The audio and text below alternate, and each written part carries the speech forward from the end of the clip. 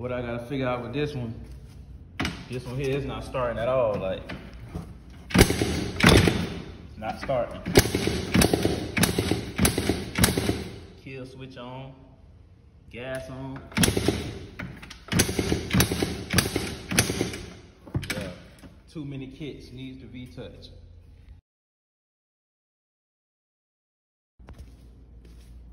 So with this bike, what I see is that the bike, it don't have no spark.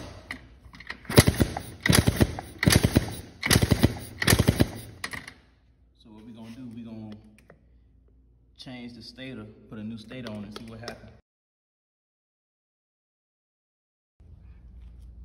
Now let's see if we got spark. Let's see if we getting spark to the spark plug.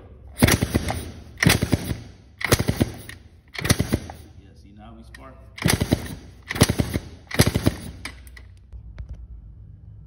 Yeah, I'm running through everything.